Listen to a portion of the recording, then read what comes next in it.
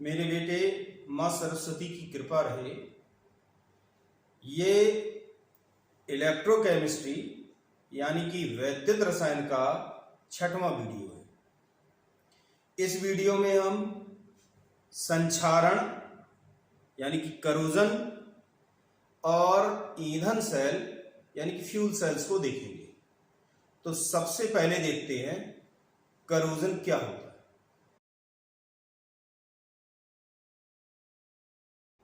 अब हम देखेंगे करोजन या संक्षारण क्या होता है। तो धातुएं वातावरण के संपर्क में जब आती हैं तो वातावरण की नमी और वातावरण में उपस्थित गैसों से क्रिया करके अवांछनीय यौगिकों में परिवर्तित हो जाती है। अवांछनीय यौगिक कार्बोनेट हो सकते हैं, सल्फेट हो सकते हैं, सल्फाइड हो सकते हैं। तो इन यौगिकों में परिवर्तित होने से धातु नष्ट होती है।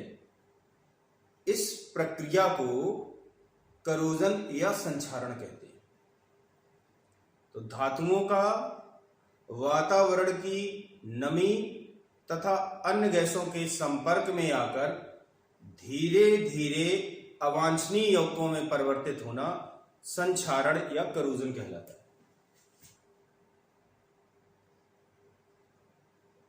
धातुओं का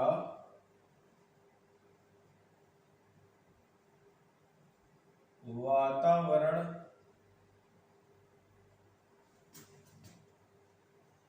की नमी तथा अन्य गैसों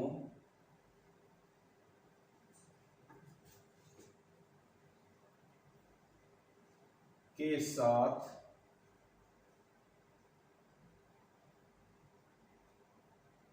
मंद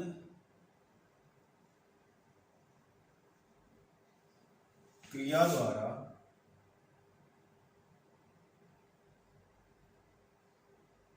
अवांछनीय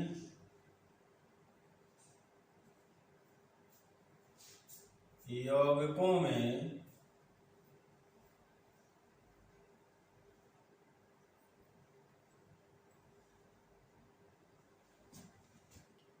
परिवर्तित होना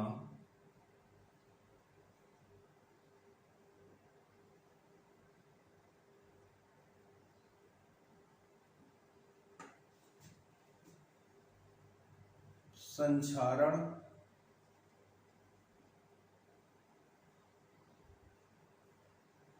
यानी करोजन कहलाता है।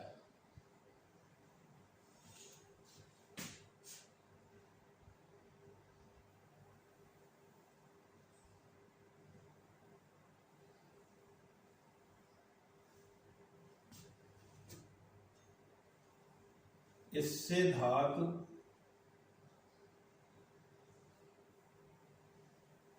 निरंतर नष्ट होती है।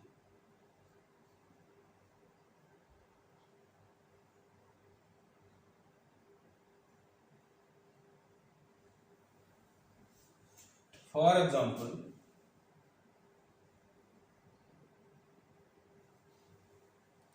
लोहे में जंग लगना संक्षारण का उदाहरण है। लोहे में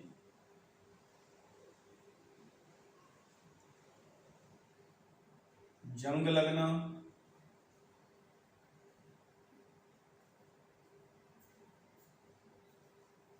चांदी की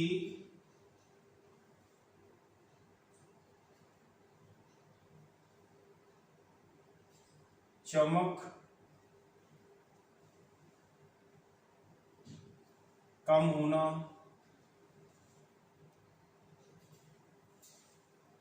चांदी के बर्तनों की या चांदी के सिक्कों की चमक धीरे धीरे कम हो जाती है। यह भी एक संक्षारण का उदाहरण है। जो जिंक के पात्र होते हैं, जिंक के पात्रों पर सफेद रंग का पदार्थ इकट्ठा हो जाता है, वो जिंक का करोजन है। जिंक पात्रों पर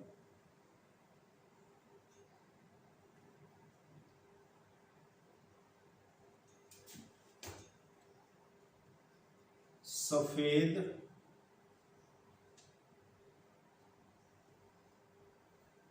पदार्थ का जमना, शीशे की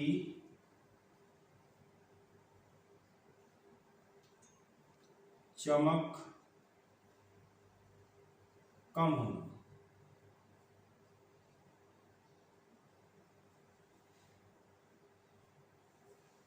और जो तांबे के बर्तन या तांबे के सिक्के होते हैं उन पर हरे रंग के पदार्थ का जमना भी करोजन का उदाहरण है।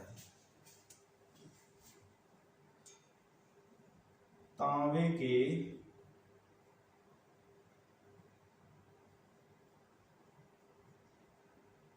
पात्रों पर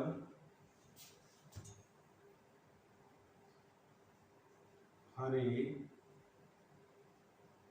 रंग के पदार्थ का जमना या हरे रंग की परत का चलना, तो ये करोजन के उदाहरण होंगे। मैंने करोजन में बताया कि धातुओं का वातावरण के संपर्क में आकर अवांछनीय यौगिकों में परिवर्तित होना करोजन कहलाता है। करोजन के उदाहरण हमने बताए, लोहे में जंग लगना, चांदी की चमक का कम होना, जिंक के पात्रों पर सफेद रंग का पदार्थ जमना, शीशे की चमक कम होना, और तांबे के पात्रों पर हरे रंग की परत का चढ़ना। ये तो रहा करोजन क्या होता है। अब हम देखेंगे फैक्टर्स अफेक्टिंग करोजन, करोजन को प्रभावित करने वाले घटक।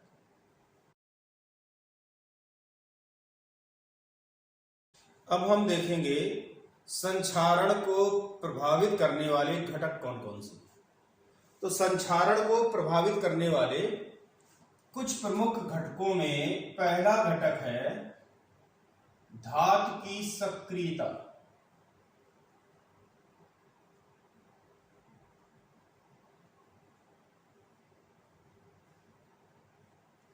एक्टिविटी ऑफ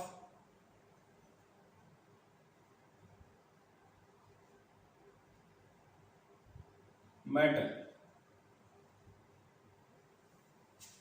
जो धातुएं बहुत ज्यादा सक्रिय होती हैं वो बहुत ज्यादा करोजन प्रदर्शित करती हैं, यानी कि धातु की सक्रियता जितनी अधिक होगी करोजन भी उतना ही अधिक होता है।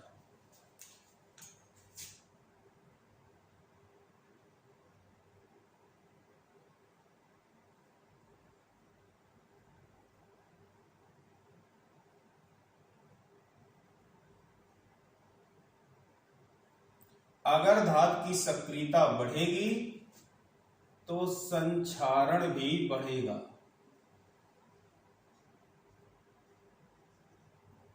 और अगर धातु की सक्रियता कम होगी तो संक्षारण भी कम होगा।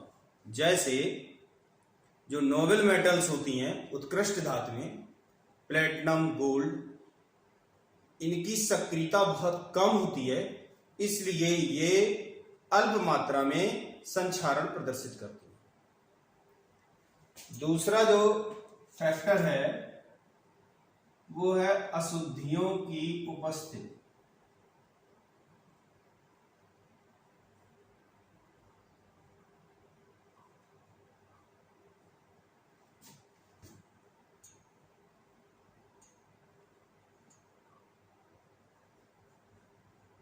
Presence of impurities।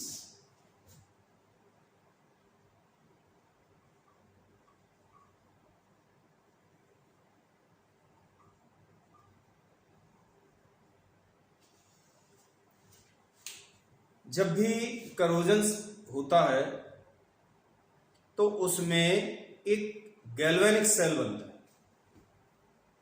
और उस सेल में धातु धीरे धीरे नष्ट होती है। जो धातु नष्ट होती है वो एनोड का कार्य करती है, और एनोड जितना सक्रिय होगा उसका क्षरण उतना ही अधिक होगा। तो जब संक्षारण होता है और उसमें जो सेल बनता है उसे करोजन सेल या संक्षारण सेल कहते हैं। अशुद्धियों की उपस्थिति में संक्षारण सेल का निर्माण आसान होता है, यानी कि अशुद्धियां संक्षारण सेल के निर्माण को आसान कर देती हैं, जिससे अशुद्धियों की उपस्थिति में संक्षारण अधिक मात्रा में होता है। यदि अशुद्धियां नहीं होंगी तो संक्षारण बहुत कम होगा या बिल्कुल नहीं होगा। जैसे अगर शुद्ध लोहा लिया जाए तो उसका संक्षारण नहीं होता। तो अशुद्धियों की उपस्थिति में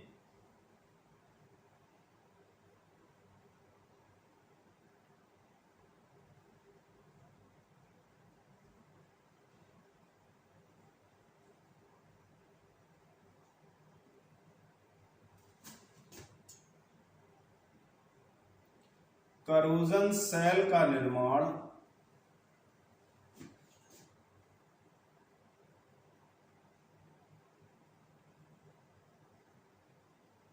आसानी से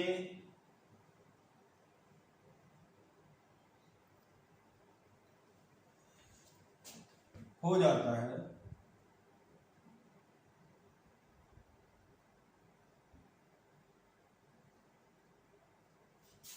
अर्थात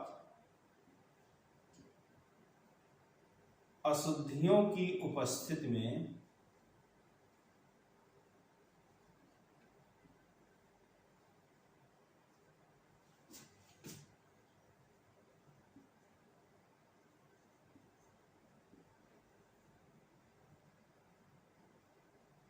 संक्षारण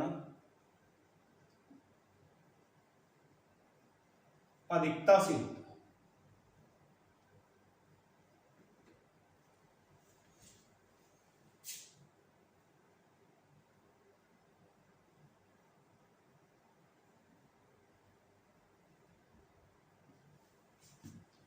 यदि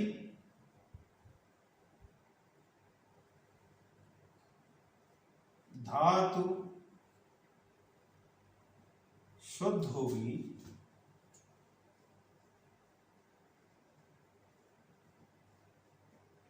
तो उसका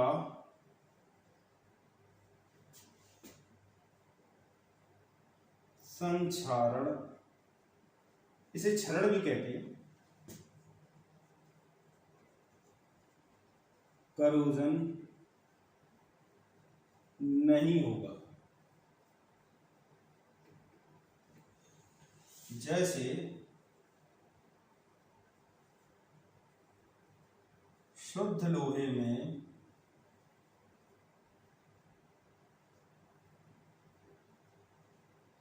जंग नहीं लगती।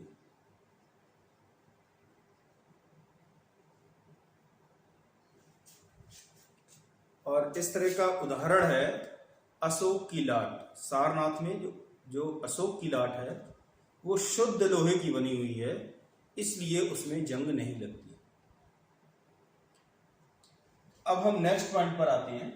तीसरा घटक है वायु तथा नमी की उपस्थिति।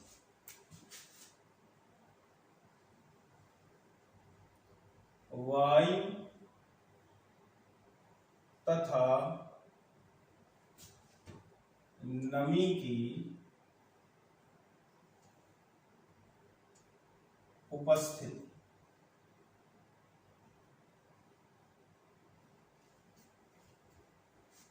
प्रेजेंस ऑफ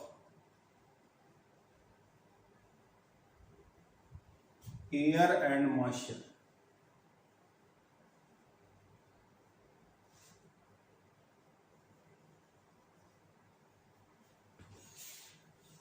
वायु तथा नमी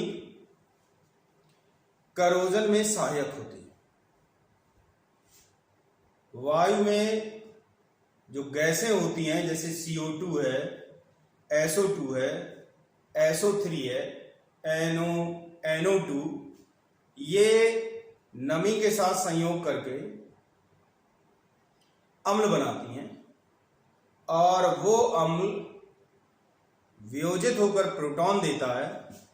प्रोटॉन की उपस्थिति में धातु का ऑक्सीकरण आसान हो जाता है, इसलिए वायु में उपस्थित नमी और वे गैसें जो आसानी से जल के साथ संयोग करके अम्ल बना सकें, करोजन को बढ़ा देती है।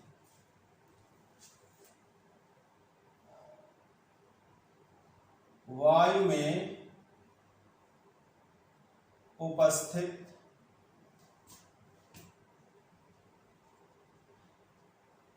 नमी तथा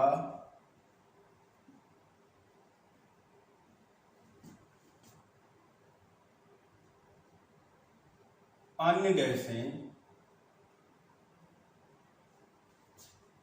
जैसे CO2, SO3, H2S, NO2 संक्षारण में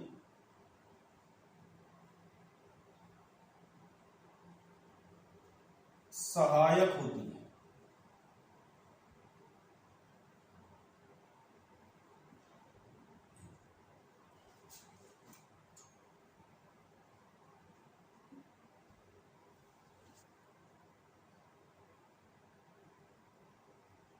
धातुओं में विकृत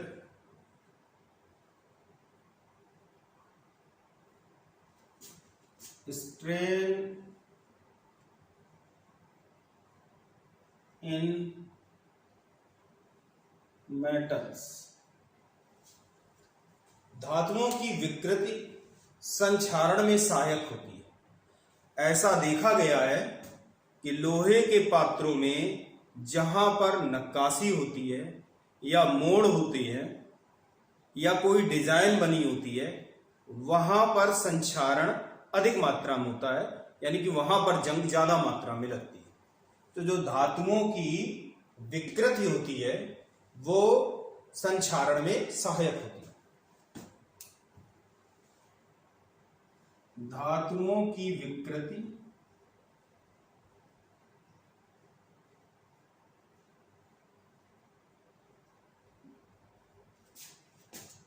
संक्षारण में सहायक होती है।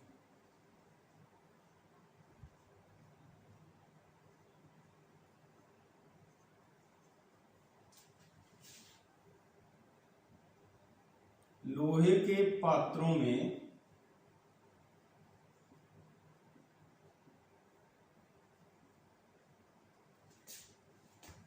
मोड़, नक्काशी,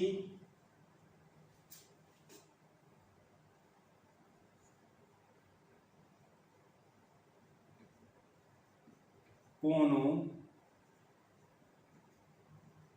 आदि पर जंग अधिक मात्रा में लगती है।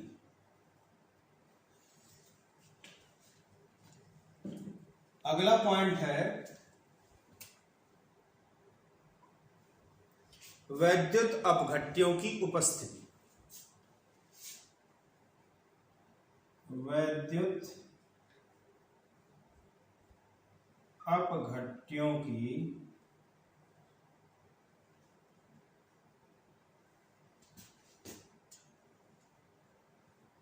उपस्थिति।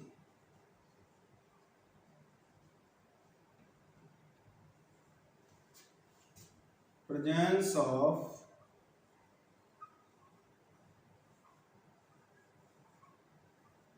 electrolytes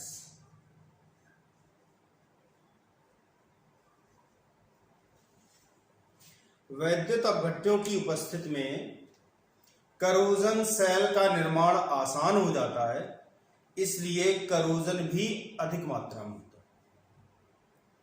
जैसे अगर समुद्री जल में लोहे की छड़ को रखा जाए तो उसमें जंग अधिक मात्रा में लगेगी, जबकि शुद्ध जल में जंग कम मात्रा में लगती है। तो वैद्युत अपघट्य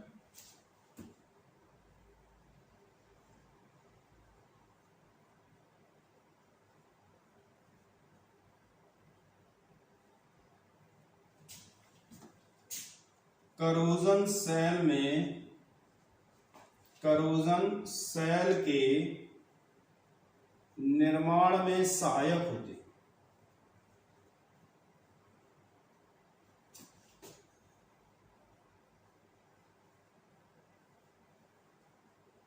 अतः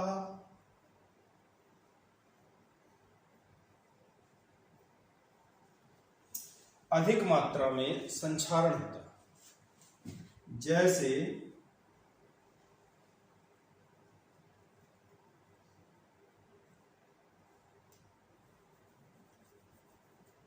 शुद्ध जल की तुलना में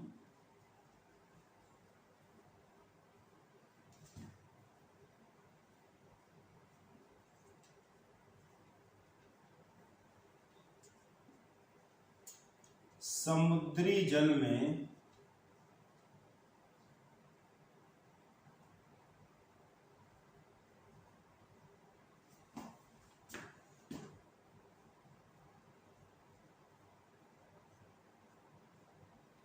लोहे पर जंग अधिक लगती है।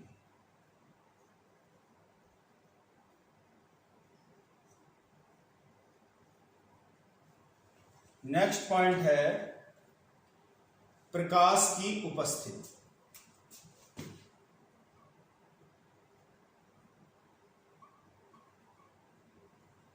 प्रकाश की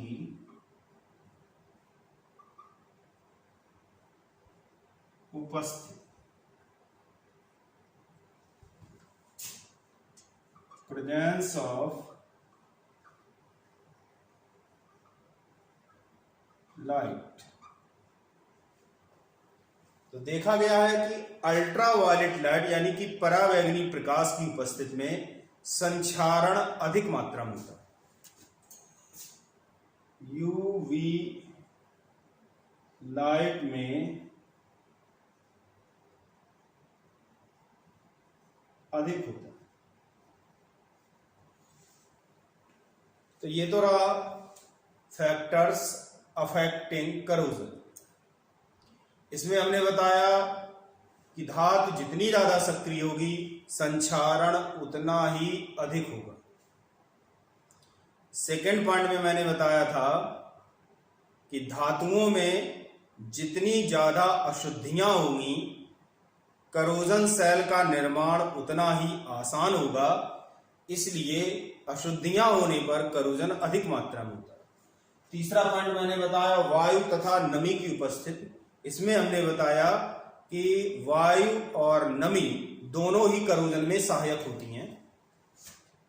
अगर विकृति है धातु में तो जहां जहां पर विकृति होगी वहां वहां पर करोजन अधिक मात्रा में होगा। उसके बाद मैंने बताया विद्युत अपघट्यों की उपस्थिति। विद्युत अपघट्यों की उपस्थिति में करोजन सेल का निर्माण आसान होता है, इसलिए करोजन भी अधिक मात्रा में होता है। और लास्ट पॉइंट हमने बताया प्रकाश की उपस्थिति। अल्ट्रावायलेट रेडिएशंस की प्रेजेंस में करोजन अधिकता से होता है। अब हम देखेंगे संक्षारण के लिए एक सिद्धांत दिया गया, उसे कहते हैं इलेक्ट्रोकेमिकल थ्योरी फॉर करोजन। संक्षारण के लिए वैद्युत अपघटनी सिद्धांत। अब हम देखेंगे संक्षारण का वैद्युत रासायनिक सिद्धांत, इलेक्ट्रोकेमिकल थ्योरी ऑफ करोजन। धातु में जब नम वायु अथवा किसी अन्य क्रियाशील द्रव के संपर्क में आती हैं तो करोजन सेल का निर्माण होता है। करोजन सेल में जो धातु है वो एनोड का कार्य करती है और आयनों के रूप में नष्ट होती है। करोजन सेल को समझने के लिए हम उदाहरण के तौर पर लोहे में जंग कैसे लगती है इसको समझते हैं।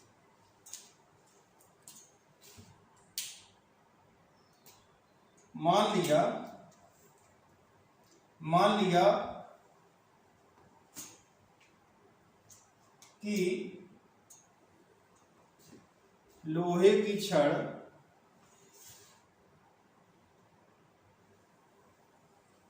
इस तरह है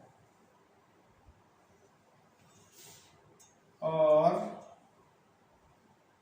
जब ये वातावरण के संपर्क में आएगी तो वातावरण में उपस्थित नमी एक बूंद के रूप में इस पर संघनित हो जाएगी।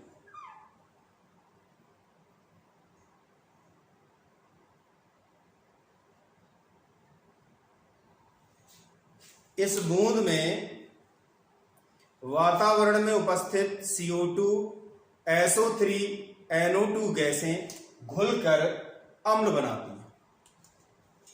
जैसे अगर H2O में CO2 घुलेगी तो कार्बोनिक अम्ल बनेगा और ये कार्बोनिक अम्ल वियोजित होकर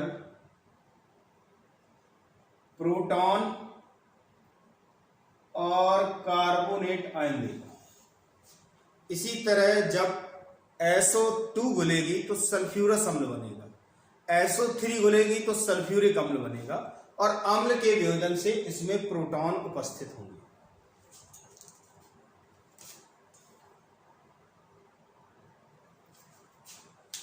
बूंद जिस स्थान पर चिपकती है वो एनोड क्षेत्र होता है और शेष बची हुई छड़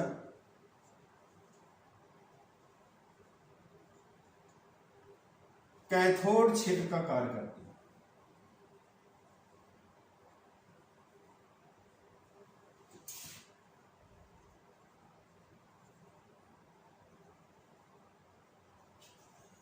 एनोड क्षेत्र में जो छड़ में Fe के परमाणु हैं वो ऑक्सीकृत होंगे Fe2+ आयन में और इलेक्ट्रॉन में।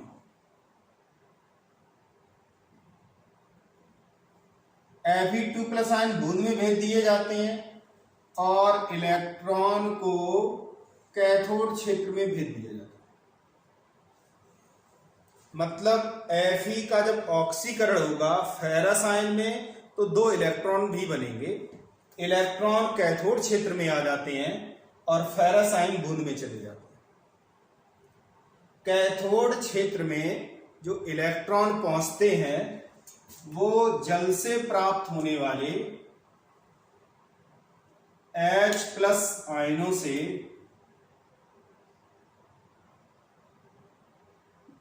और वातावरण की ऑक्सीजन से संयोग करके H2O बनाते हैं। ये H2O बूंद से प्राप्त Fe++ आयन यानी कि फेरस आयन से और वातावरण की ऑक्सीजन से संयोग करता है। तो मैं इसे यहां पर लिख रहा हूं Fe++ आयन तो मिलेंगे हमें बूंद से, H2O यहां से मिला और वातावरण से मिलेगी ऑक्सीजन। बूंद से फेरस आयन, H2O और वातावरण की जो ऑक्सीजन होगी वो आपस में संयोग करेंगे। यहां पर भी वायु से ऑक्सीजन मिल रही है, ये भी वायु से ऑक्सीजन मिल रही है। जब ये आपस में संयोग करते हैं तो उससे एक तो बनता है Fe2O3 फेरिक ऑक्साइड। साथ ही साथ प्रोटॉन बनते हैं और ये प्रोटॉन बूंद में चले जाते हैं।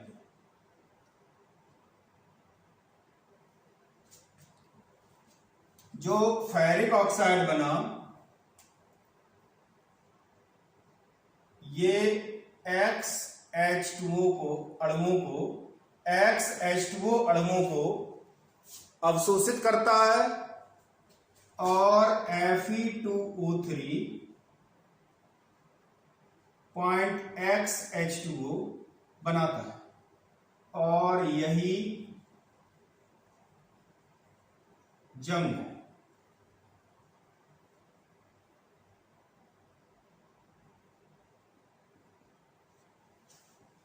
एक बार फिर समझेंगे। मैंने बताया कि धात्विक क्षण पर बूंद संघनित हो जाती है। यह बूंद अम्लीय प्रकृति की होती है क्योंकि वातावरण में CO2, SO2, SO3, NO, NO2 गैसें हैं जो इस बूंद में घुलकर अम्ल बनाएंगी और वो अम्ल वियोजित होकर प्रोटॉन देता है। जिस हिस्से पर बूंद चिपकती है वो एनोड की तरह कार्य करता है और शेष क्षण कैथोड की तरह कार्य करता है। एनोड पर Fe परमाणुओं का ऑक्सीकरण फेरस आयन और इलेक्ट्रॉन में होता है। फेरस आयन बूंद में चले जाते हैं, इलेक्ट्रॉन कैथोड क्षेत्र में पहुंचते हैं। कैथोड क्षेत्र में बूंद से प्रोटॉन आते हैं, एनोड क्षेत्र से इलेक्ट्रॉन पहुंचते हैं और वायुमंडलीय ऑक्सीजन परस्पर संयोग करके H2O बनाते हैं। ये H2O बूंद में फेरस आयन है उनके साथ संयोग करता है और वातावरण की ऑक्सीजन के साथ भी संयोग करता है और संयोग करके फेरिक ऑक्साइड और प्रोटॉन बनाता है। फेरिक ऑक्साइड बनेगा, मैंने यहां पर लिख दिया है। ये इसी स्थान पर या पूरी छड़ पर कहीं भी ये घटना हो सकती है, लेकिन समीकरण को लिखने के लिए हमने इस तरीके से लिख दिया है। ये सारा जो भी रासायनिक प्रक्रम है वो छड़ पर ही चल रहा है, तो चाहे इस तरफ लिखें चाहे इस तरफ लिखें, दोनों ही कैथोड क्षेत्र हैं। तो मैंने बताया कि जो H2O बना वो बूंद से प्राप्त फेरस आयन और वायुमंडलीय ऑक्सीजन परस्पर संयोग करके फेरिक ऑक्साइड और प्रोटॉन देते हैं। प्रोटॉन बूंद में आ जाते हैं और फेरिक ऑक्साइड जल के अणुओं को अवशोषित करके जंग में परिवर्तित हो जाते हैं। बूंद में आए हुए प्रोटॉन अभिक्रिया को आगे बढ़ाते हैं और इस तरह धीरे धीरे लोहे की छड़ नष्ट होने लगती है। अब इस प्रक्रम को फिर से समझते हैं। वैद्युत रासायनिक सिद्धांत के अनुसार धातुओं जैसे Fe, Cu, Zn आदि के नम वायु अथवा अन्य किसी क्रियाशील द्रव के संपर्क में आने से वैद्युत रासायनिक सेल बनता है। इसे करोजन सेल कहते हैं। इस सेल में धातु धात्विक आयनों के रूप में नष्ट होती है।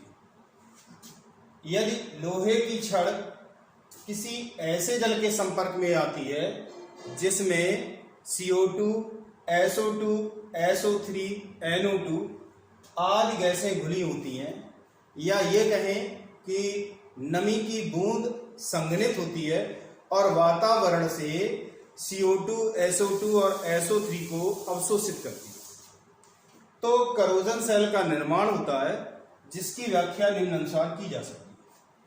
लोहे की सतह पर उपस्थित जलवाष्प वायु से CO2, SO3, NO2 आदि को घोलकर अम्ल बनाती है, जो वियोजित होकर प्रोटॉन देती है। H2O CO2 के साथ क्रिया करेगी और H2CO3 यानी कि कार्बोनिक अम्ल बनाएगी। कार्बोनिक अम्ल वियोजित होकर प्रोटॉन देगा। अगर सल्फर ट्राइऑक्साइड के साथ पानी की क्रिया हो तो सल्फ्यूरिक एसिड बनेगा, वो भी वियोजित होकर प्रोटॉन देगा। सेकेंड पॉइंट है कि बूंद वाली सतह एनोड का कार्य करती है और शेष छड़ कैथोड का कार्य करती है। थर्ड पॉइंट है एनोड पर Fe का ऑक्सीकरण Fe++ और इलेक्ट्रॉन्स में होता है। Fe++ आयंस बूंद में भेज दिए जाते हैं और इलेक्ट्रॉन कैथोड क्षेत्र में भेज दिए जाते हैं। जो नेक्स्ट पॉइंट है, अगला पॉइंट है कैथोड पर बूंद से प्राप्त प्रोटॉन एनोड द्वारा भेजे गए इलेक्ट्रॉन और वायु परस्पर संयोग करके H2O बनाते हैं। बूंद से प्रोटॉन आएंगे, एनोड क्षेत्र से इलेक्ट्रॉन आएंगे और वायुमंडलीय ऑक्सीजन आपस में संयोग करके H2O बनाती है। कैथोड क्षेत्र में ही निर्मित H2O बूंद से प्राप्त फेरस आयन तथा वायुमंडलीय ऑक्सीजन से संयोग करके Fe2O3 यानी कि फेरिक ऑक्साइड तथा प्रोटॉन बनाते हैं। 2H2O जो कि निर्मित हुआ था, फेरस आयन बूंद से आते हैं और वायुमंडलीय ऑक्सीजन आपस में संयोग करके फेरिक ऑक्साइड और प्रोटॉन देते हैं। निर्मित प्रोटॉन बूंद में चले जाते हैं तथा निर्मित आयरन ऑक्साइड जल योजित होकर जंग बनाता है।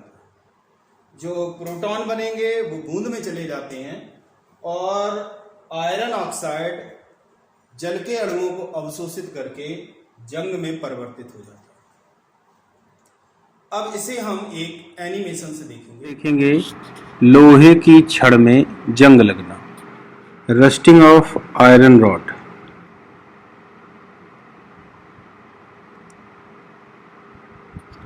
वायुमंडल में नमी के साथ साथ CO2, SO2, H2S आदि गैसें भी पाई जाती हैं, जो नमी से संयोग करके अम्ल बनाती हैं। यह अम्ल वियोजित होकर प्रोटॉन देते हैं। वायुमंडलीय नमी बूंद के रूप में लोहे की छड़ पर संघनित होती है। लोहे की छड़ पर जिस स्थान पर बूंद संघनित होती है वह स्थान एनोड क्षेत्र का कार्य करता है तथा शेष स्थान कैथोड क्षेत्र का कार्य करता है। एनोड क्षेत्र में आयरन एटम्स का ऑक्सीडेशन फेरस आयन तथा इलेक्ट्रॉन्स में होता है। इस प्रकार Fe एटम के ऑक्सीडेशन से प्राप्त फेरस आयन तो बूंद में आ जाते हैं और इलेक्ट्रॉन कैथोड क्षेत्र में भेज दिए जाते हैं। कैथोड क्षेत्र में पहुंचे हुए इलेक्ट्रॉन जल की बूंद से प्राप्त प्रोटॉन और वायुमंडलीय ऑक्सीजन परस्पर संयुक्त होकर जल के अणु बनाते हैं। कैथोड क्षेत्र में ही बूंद से प्राप्त फेरस आयन और कैथोड क्षेत्र में निर्मित जल के अणु तथा वायुमंडलीय ऑक्सीजन परस्पर संयोग करके फेरिक ऑक्साइड और प्रोटॉन बनाते हैं। बने हुए प्रोटॉन बूंद में आ जाते हैं और फेरिक ऑक्साइड जल योजित होकर जंग बनाता है। यह जंग संपूर्ण कैथोड क्षेत्र को ढक लेती है और इस प्रकार लोहे की छड़ पर जंग लगती है। इस तरह हमने देखा कि लोहे में जंग कैसे लगती है। अब हम नेक्स्ट पॉइंट पर आते हैं और नेक्स्ट पॉइंट है प्रोटेक्शन फ्रॉम करोजन, संक्षारण से रक्षा।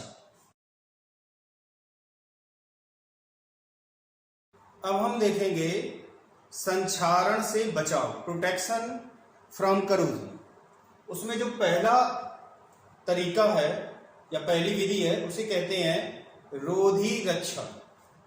इस विधि में हम धातु की सतह पर एक परत चढ़ा देते हैं जो धातु का संपर्क वायुमंडल से नहीं होने देती।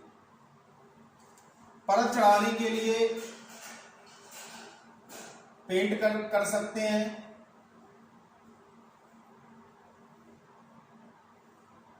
या फिर तेल अथवा ग्रीस की फिल्म बना दें, कोटिंग कर दें, या ये कह दें पेंट ही कर दें, तेल या ग्रीस का। और थर्ड पॉइंट है किसी उत्कृष्ट धातु की परत चढ़ा दें। उत्कृष्ट धातु की परत चढ़ाकर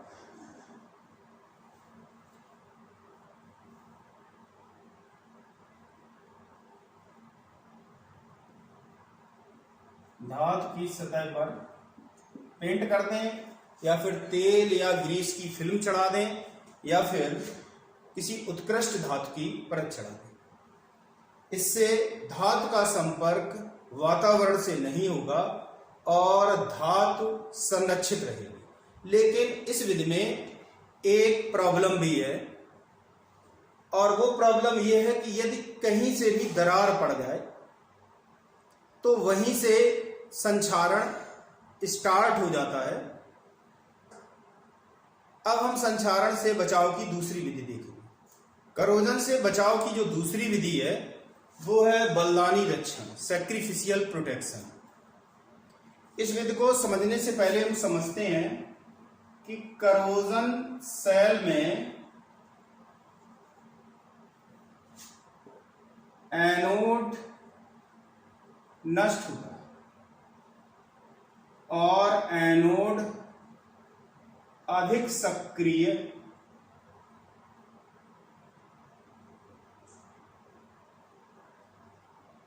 धातु बनती है। हम क्या करें कि मूल धातु पर अधिक सक्रिय धातु की परत चढ़ा दें।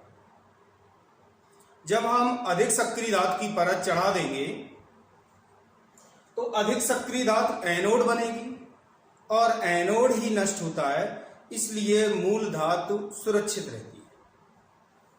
इससे पहले हमने बताया था धातुओं की सतह पर लेपन करके, तो उस विधि का दोष ये था कि जहां पर दरार पड़ती है वहां से करोजन प्रारंभ हो जाता है। इस विधि का प्रमुख लाभ यह है कि अगर दरार पड़ भी जाए तो भी करोजन प्रारंभ नहीं होगा। जो अधिक सक्रिय धातु है जिसकी हमने कोटिंग की है वही नष्ट होगी। अब हम संक्षारण से बचाव की तीसरी विधि देखेंगे, और करोजन से रक्षण की तीसरी विधि है वैद्युत रक्षण या इलेक्ट्रिकल प्रोटेक्शन। वास्तव में यह बलिदानी रक्षण का ही एक रूप है। इसमें जो मूल धातु होती है उसका संपर्क किसी अधिक सक्रिय धातु से कर दिया जाता है। अधिक सक्रिय धातु more active metal like Mg। अधिक सक्रिय धातु एनोड का कार्य करेगी और मूल धातु कैथोड का कार्य करेगी। ऐसा ही बलिदानी रक्षण में था। जो अधिक सक्रिय धातु थी वो एनोड का कार्य करती है और नष्ट होती है, और मूल धातु सुरक्षित रहती है। इसमें अधिक सक्रिय धातु से वैद्युत संपर्क कर देंगे जिससे अधिक सक्रिय धातु एनोड का कार्य करेगी और नष्ट होगी, और मूल धातु सुरक्षित रहेगी। इस विधि द्वारा पृथ्वी के नीचे दबे हुए बड़े बड़े टैंकों और पाइपों को सुरक्षित किया जाता है। टैंक का संपर्क मैग्नीशियम के खूंटे से कर दिया जाता है। मैग्नीशियम अधिक सक्रिय धातु है, जबकि लोहे से बना हुआ टैंक कम सक्रिय है, लोहा कम सक्रिय धातु है। तो मैग्नीशियम का जो खूंटा होगा वो एनोड का कार्य करता है और ये टैंक कैथोड का कार्य करेगा। एनोड नष्ट होगा और कैथोड सुरक्षित होगा। अब हम नेक्स्ट मेथड पर आते हैं। जो फोर्थ मेथड है वो है by using anti rust solution, जंग रोधी विलयनों का प्रयोग करके। कुछ पदार्थ ऐसे होते हैं जिनके विलयन क्षारीय होते हैं और वो जंग रोधी का कार्य करते हैं। कुछ फास्फेट तथा क्रोमेट लवणों के विलयन जंग रोधी विलयन का कार्य करते हैं। हम इन विलयनों में धातु को डुबो देते हैं और डुबोने से धातु की सतह पर एक रच्छी आवरण बन जाता है जो जंग लगने का विरोध करता है। जैसे लोहे के पात्रों को उबलते हुए सोडियम फास्फेट में डुबोने पर उनकी सतह पर आयरन फास्फेट का रच्छी आवरण बन जाता है जो जंग निर्मित नहीं होने देता। ये जो रच्छी आवरण है ये प्रोटॉनों की उपलब्धता बंद कर देता है, और जब प्रोटॉन ही नहीं होते हैं तो धातु का ऑक्सीकरण भी नहीं होता। इस तरह धातु सुरक्षित रहती है। विलयन की क्षारीय प्रकृति H+ आयनों की उपलब्धता को रोक देती है, जिससे धातु का ऑक्सीकरण रुक जाता है। बाइफिनाइल्स का उपयोग भी एंटी रस्ट सॉल्यूशंस की तरह किया जाता है। ये तो रहा करोजन एंड इट्स प्रोटेक्शन। अब हम नेक्स्ट टॉपिक पर आते हैं और वो है फ्यूल सेल्स।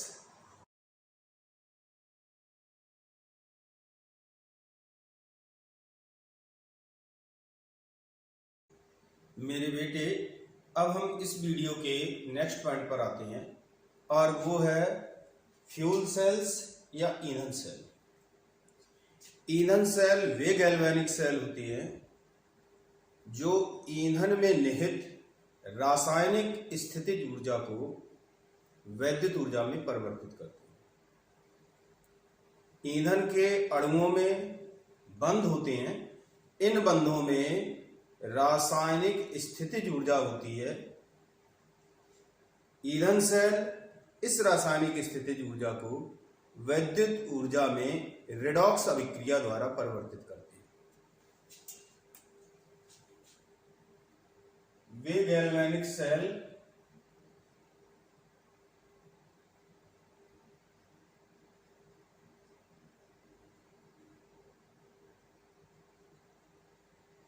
जो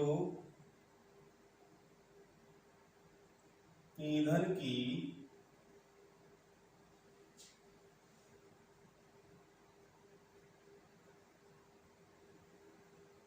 रासायनिक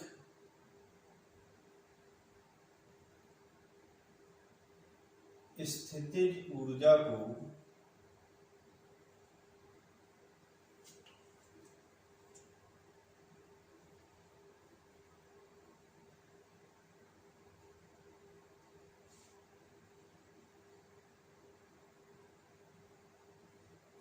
वैद्युत ऊर्जा में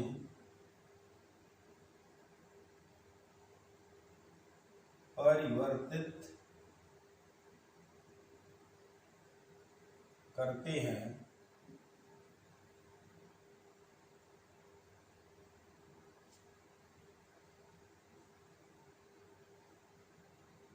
ईंधन सेल कहलाता है।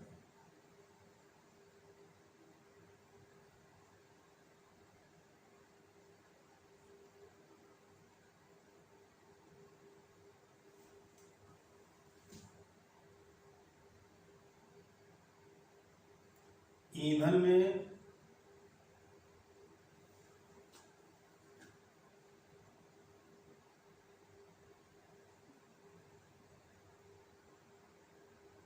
रासायनिक ऊर्जा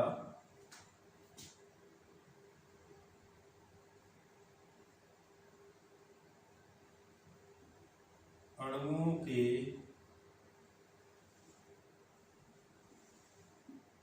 बंधों में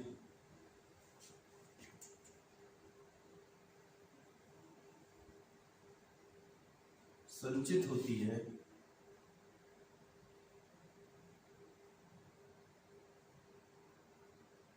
जिसे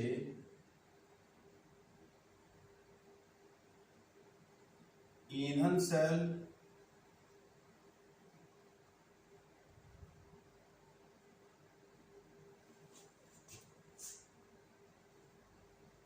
रिडॉक्स अभिक्रिया द्वारा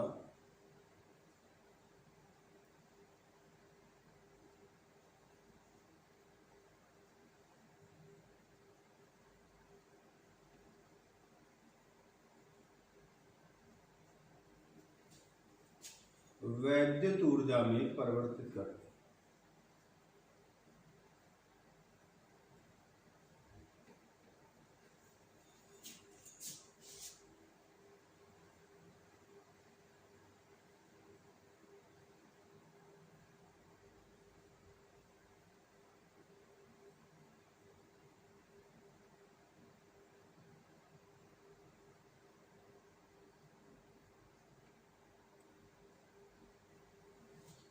जो ईंधन सेल है ये अत्यधिक उपयोगी सेल है, क्योंकि इन सेलों के दौरान एक तो वैद्युत ऊर्जा मिलती है, दूसरा ऊष्मा प्राप्त होती है और तीसरा जल प्राप्त होता है। कोई भी ऐसा उत्पाद नहीं बनता जो प्रदूषणकारी हो। जब हम सामान्य ईंधनों का प्रयोग करते हैं, जैसे पेट्रोल, मिट्टी का तेल, लकड़ी, कोयला, डीजल, तो कार्बन के अपूर्ण दहन से कार्बन मोनोऑक्साइड, पूर्ण दहन से कार्बन डाइऑक्साइड, ये गैसें बनती हैं और ये गैसें प्रदूषणकारी होती हैं। पेट्रोल और डीजल के दहन से कई हाइड्रोकार्बन भी निर्मित होते हैं। वो सभी कार्सिनोजेनिक होते हैं, यानी कि कैंसर जन्य होते हैं। तो जो अगर हम ईंधन सेल का उपयोग ऊर्जा स्रोत की तरह करें तो यह अति उत्तम विकल्प है। ईंधन सेल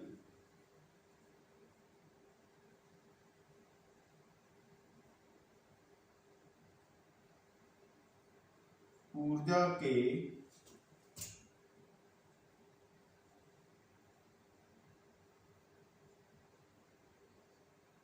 उत्तम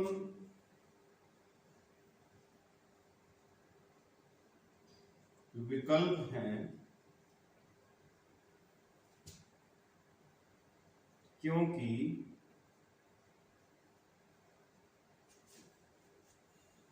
इनसे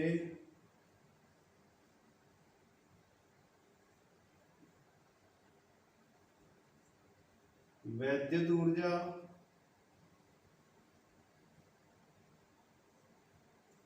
ऊष्मा तथा जल प्राप्त होते हैं।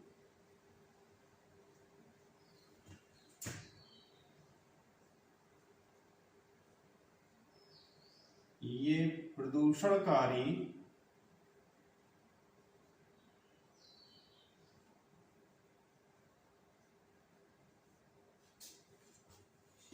उत्पाद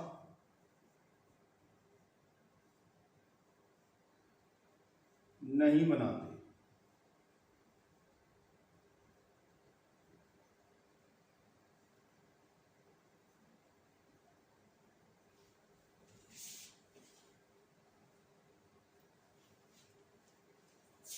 ईंधन सेल में हाइड्रोजन और ऑक्सीजन का उपयोग किया जाता है। हाइड्रोजन और ऑक्सीजन परस्पर क्रिया करके जल, ऊष्मा और विद्युत ऊर्जा देते हैं। जो हाइड्रोजन है उसकी तो हमें आवश्यकता होती है, लेकिन ऑक्सीजन वातावरण से प्राप्त होती है। तो इस तरह इन सेलों में केवल हाइड्रोजन की आवश्यकता होती है।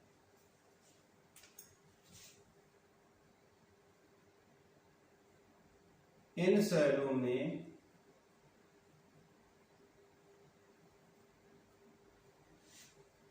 हाइड्रोजन तथा ऑक्सीजन ईंधन की तरह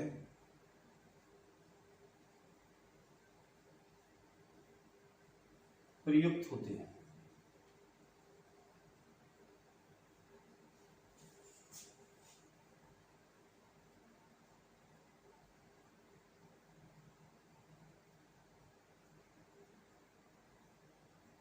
हाइड्रोजन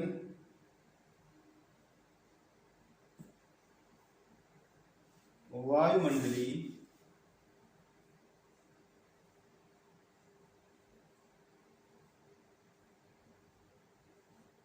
O2 से संयोग करती है।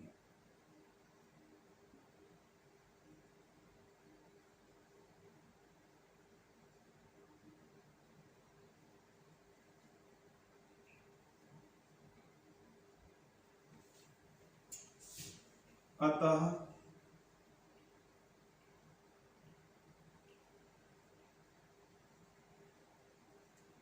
केवल हाइड्रोजन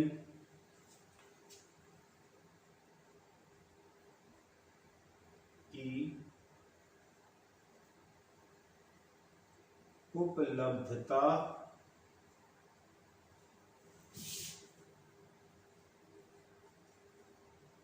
आवश्यक है।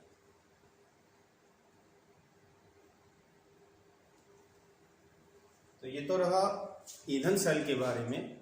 मैंने बताया ऐसे गैल्वेनिक सेल जो सामान्य ईंधन जैसे पेट्रोल, डीजल, केरोसिन ऑयल, लकड़ी, कोयला आदि के विकल्प के रूप में प्रयोग किए जाते हैं और ईंधन की रासायनिक ऊर्जा को वैद्युत ऊर्जा में परिवर्तित करते हैं, वो कहलाते हैं ईंधन सेल।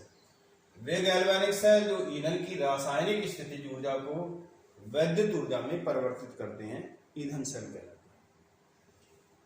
जो ईंधन होते हैं उनमें, जो इन सेलों में ईंधन प्रयुक्त किए जाते हैं, उनमें रासायनिक स्थितिज ऊर्जा अणुओं के बंधों के रूप में संचित होती है, जिसे ये वैद्युत ऊर्जा में परिवर्तित करते हैं। इन सेलों के प्रयोग के दौरान जल प्राप्त होता है, वैद्युत ऊर्जा प्राप्त होती है और ऊष्मा निर्मुक्त होती है। कोई भी ऐसा उत्पाद निर्मित नहीं होता जो प्रदूषणकारी हो। केवल हाइड्रोजन की उपलब्धता आवश्यक है, क्योंकि इन सेलों में हाइड्रोजन और ऑक्सीजन परस्पर संयोग करके वैद्युत ऊर्जा देते हैं। तो हाइड्रोजन की तो उपलब्धता की आवश्यकता होती है, लेकिन ऑक्सीजन वातावरण की प्रयुक्त होती है। अतः इन सेलों के प्रयोग के दौरान हमें केवल ईंधन के रूप में हाइड्रोजन को एकत्र करना होता है। तो ये ऊर्जा के उत्तम विकल्प हैं। और अब जो आने वाला समय होगा उसमें वो देश सशक्त माना जाएगा जिसमें हाइड्रोजन को ऊर्जा के विकल्प के रूप में प्रयोग किया जाएगा। इस व्यवस्था को या इससे जुड़ी तकनीकों को या इससे जुड़े समस्त अध्ययन को हाइड्रोजन इकोनॉमी कहते हैं। तो जिस राष्ट्र की हाइड्रोजन इकोनॉमी सशक्त होगी, हाइड्रोजन अर्थव्यवस्था सशक्त होगी, वह राष्ट्र अत्यधिक संपन्न माना जाएगा। अब हम ईंधन सेल के निर्माणी घटकों को देखते हैं।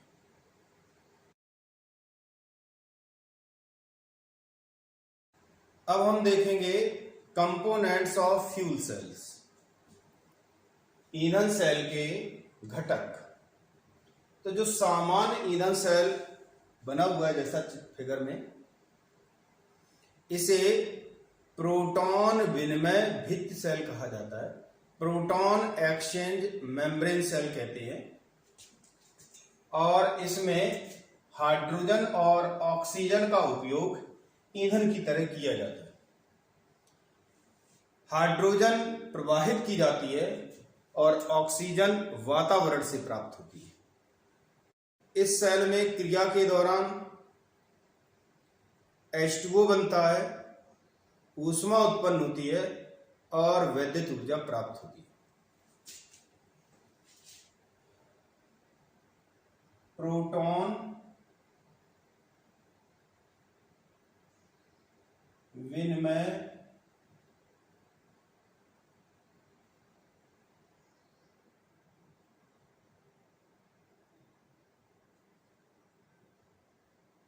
भित्ति सेल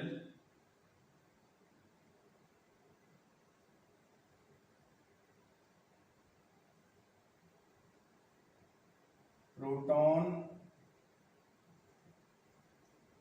एक्सचेंज मेम्ब्रेन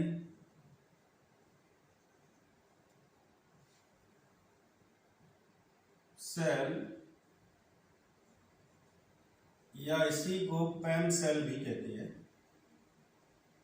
में हाइड्रोजन तथा ऑक्सीजन का उपयोग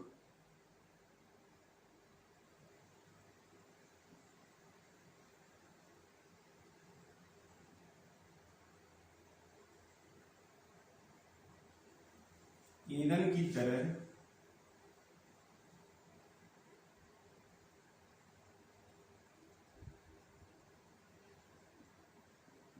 किया जाता है।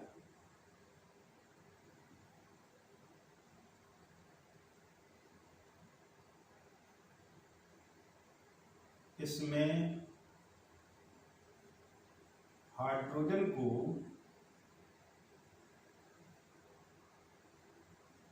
प्रवाहित करते हैं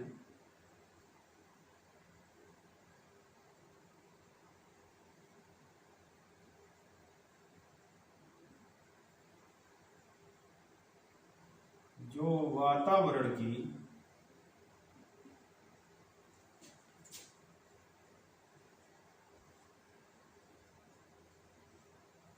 ऑक्सीजन से संयोग करके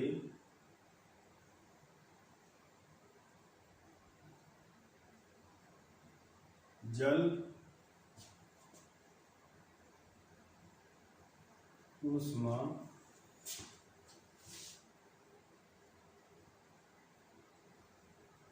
तथा विद्युत ऊर्जा देती है।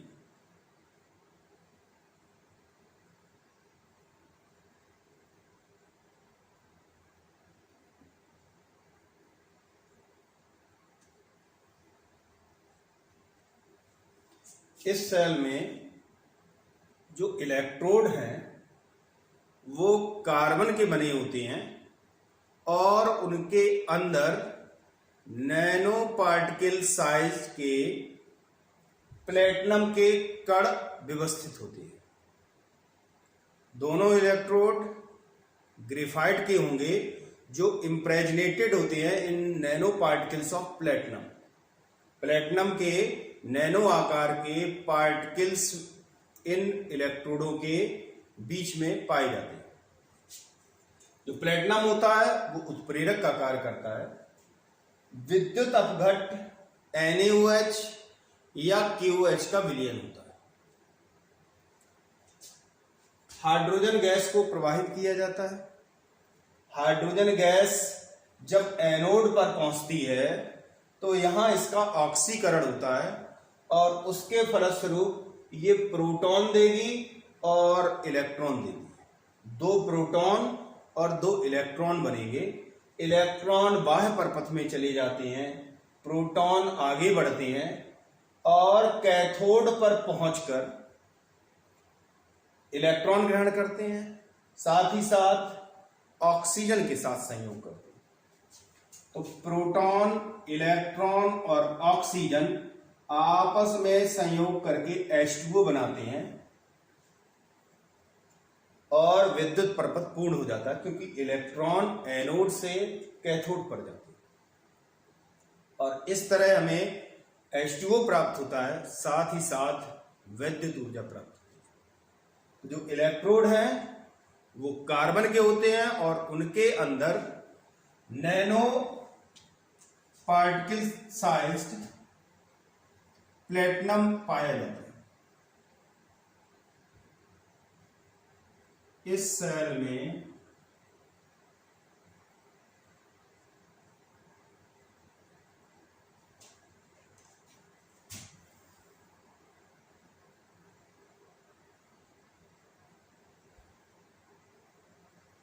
प्लेटिनम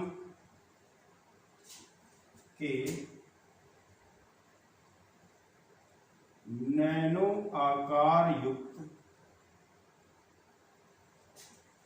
नैनो आकार के कणों युक्त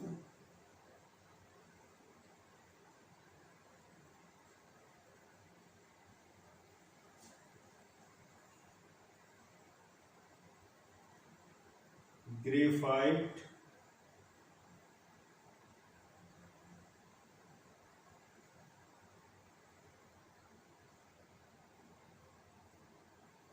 इलेक्ट्रोड होते हैं।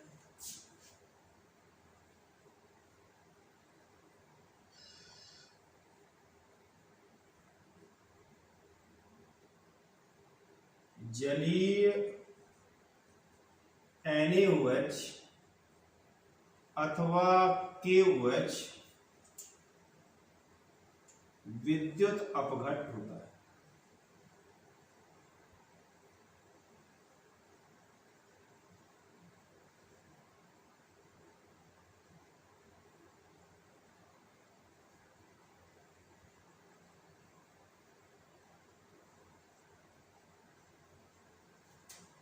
अब हम कैथोड और एनोड पर होने वाली रिएक्शंस को देखें। फ्यूल सेल या ईंधन सेल में एनोड पर ऑक्सीकरण होता है, हाइड्रोजन प्रोटॉन और इलेक्ट्रॉन में परिवर्तित होती है। तो जो एनोड अभिक्रिया होगी उसमें हाइड्रोजन का ऑक्सीकरण होता है और इस दौरान प्रोटॉन और इलेक्ट्रॉन बनते हैं। इलेक्ट्रॉन बाह्य परपथ में भेजे जाते हैं और जो प्रोटॉन होते हैं वो माध्यम में विचरण करते हुए कैथोड पर पहुंचते हैं और कैथोड पर पहुंचकर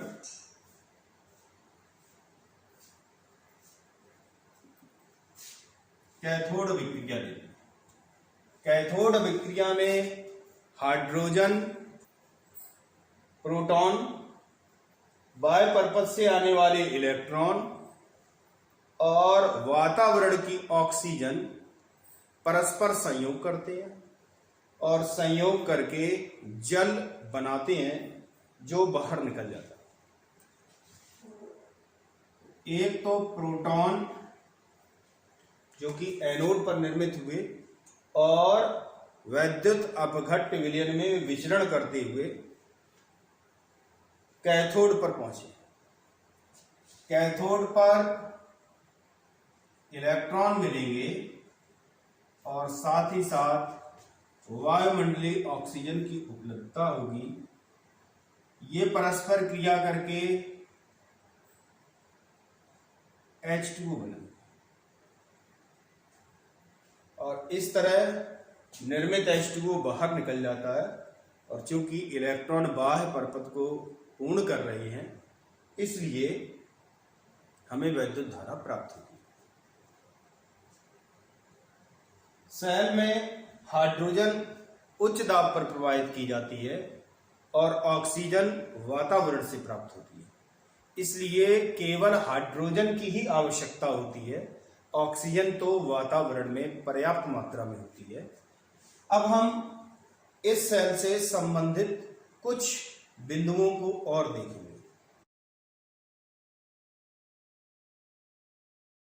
ईंधन सेल से संबंधित जो पहला पॉइंट है वो ये है कि क्षारीय ईंधन सेल को बेकिन सेल कहा जाता है।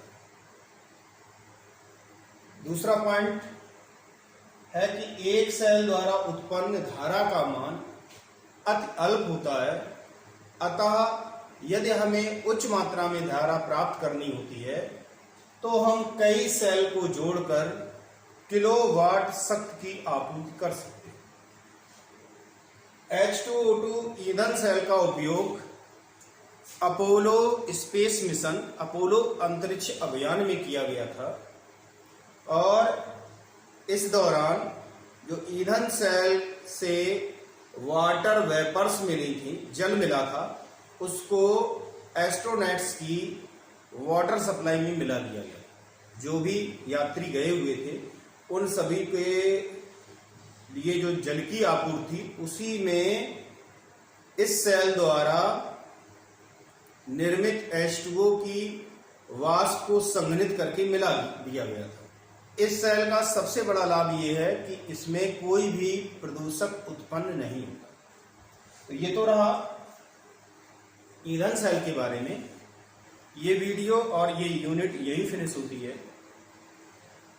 आप सभी NCERT की बुक को पढ़ें और उसमें जो एक्सरसाइज दी गई है उसे सॉल्व करें। मिलते हैं नेक्स्ट वीडियो में। Till then work hard.